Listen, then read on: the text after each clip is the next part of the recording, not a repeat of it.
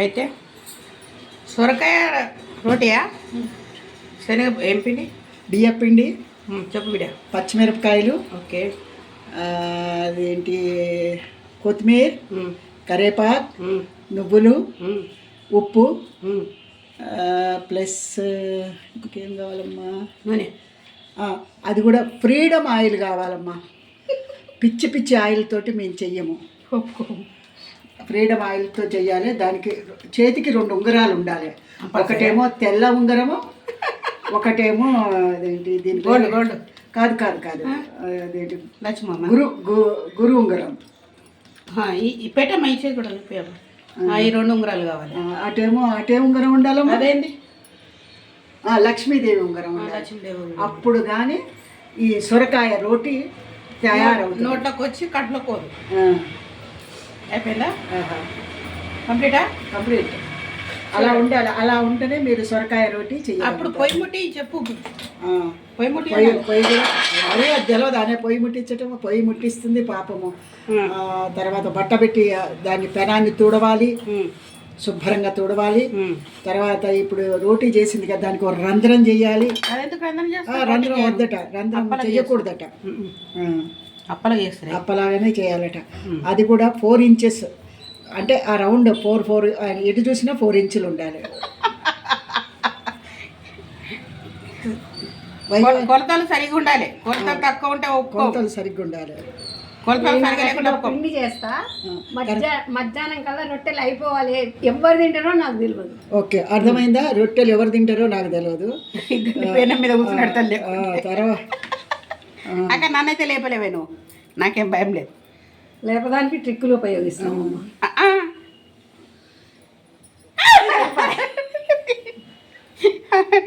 ఇట్లా గలీజలు అవుతారు మీరు అది కూడా గ్రీన్ గాజులు ఉండాలి చేతులకు 2 బంగారు గాజులు ఉండాలి ఓకే ఏది చేసినా కానీ అది సిస్టమేటిక్గా చెయ్యాలి ఇంగ్లీష్లో ఏమంటారు దీనికి క్లారిటీయా క్లారిటీ ఉండాలి దేనికైనా క్లారిటీ ఉండాలి అర్థమైందా అలా ఈ చిన్నది వరకు మళ్ళీ ఉండలు చేసేసి ఇలా కొట్టాలి ఇలానా ఇలా దులపాలి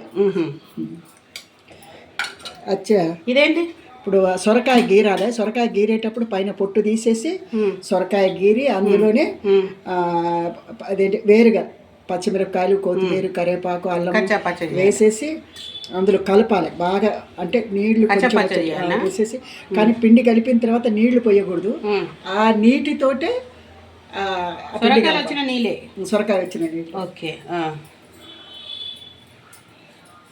ఇప్పుడు పెనానికి నూనె పోసి చెప్పవా పెనానికి కూడా అది కూడా చెంచాతో వేయకూడదు ఓ బ్రష్ వస్తున్నారా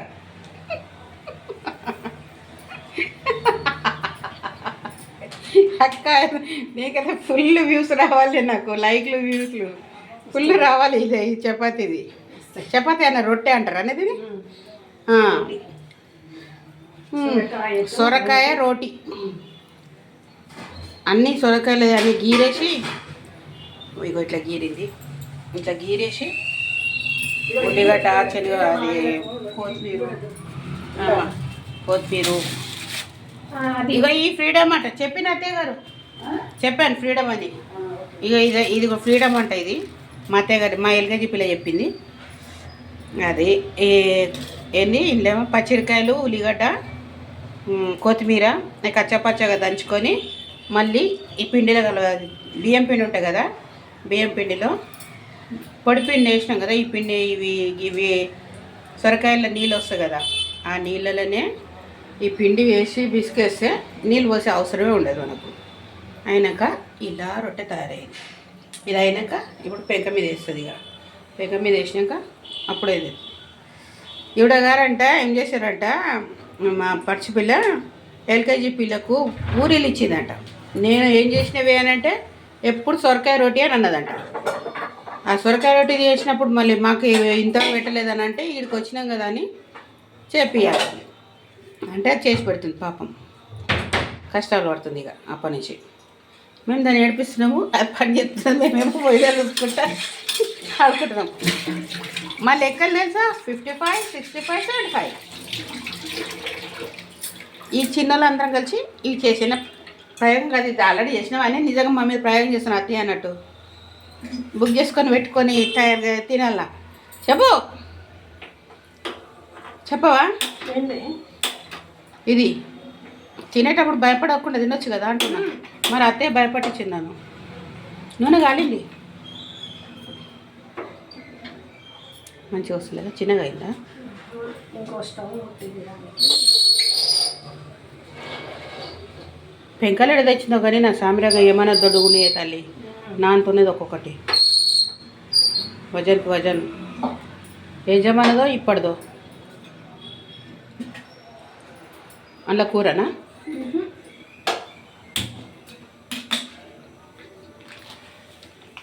అట్లా కాడెక్కడ మంచిగా నూనె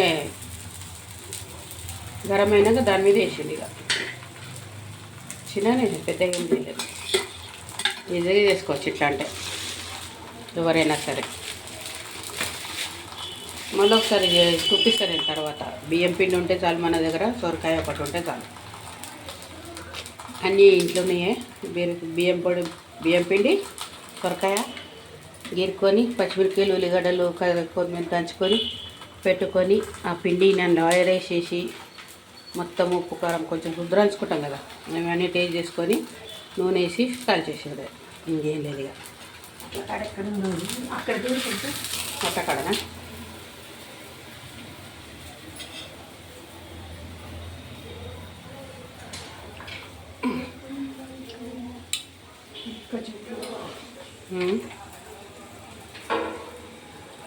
మారుతుంది.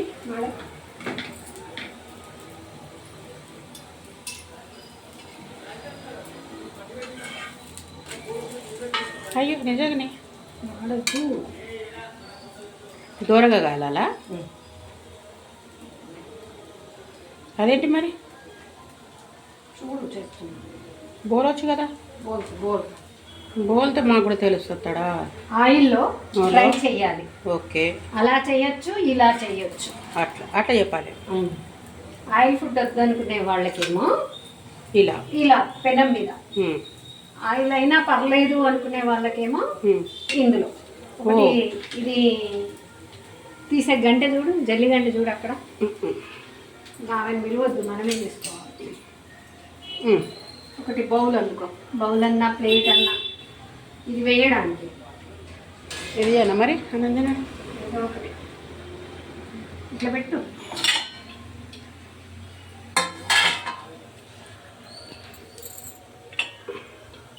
దాని మీద పెట్టు బంగారు. దీని మీద దగ్గరికి పెట్టు.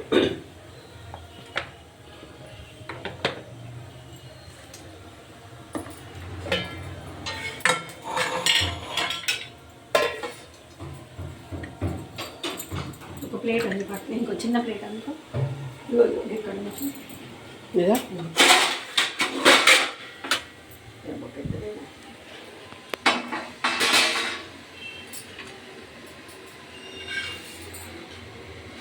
రెండు రకాలు ఇవి ఇప్పుడు చూపించడం. ఒకటే పిండి రెండు రకాలు చేసుకోవచ్చు. అట్లాంటి జొన్నపిండితో కూడా చేయొచ్చు కదా మరి. రాగి పిండితో చేయొచ్చు, జొన్న పిండితో చేయొచ్చు. అదేంటి మిలెట్స్ పిండితో దేంతోనైనా చేయొచ్చు. ఇలా కలుపుకుంటే సరిపోతుంది. అన్నీ వేసి కలిపేసుకొని పిండి లేనిదైనా చేంజ్ చేసుకోవచ్చు, దేంట్లోనైనా చేంజ్ చేసుకోవచ్చు. అయితే పిండి ఒకవేళ తక్కువ ఉంటుందేమోనని చెప్పేసి ఇది ఉత్తరే తీసా. అది కూర కూడా వండుకోవచ్చు.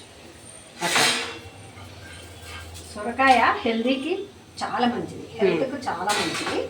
అందుకని దాంతో ఏ వెరైటీ చేసుకున్నా కూడా మంచిది అన్నమాట. ఒంటికి మంచిది, చీఫ్ అండ్ హెల్త్కి.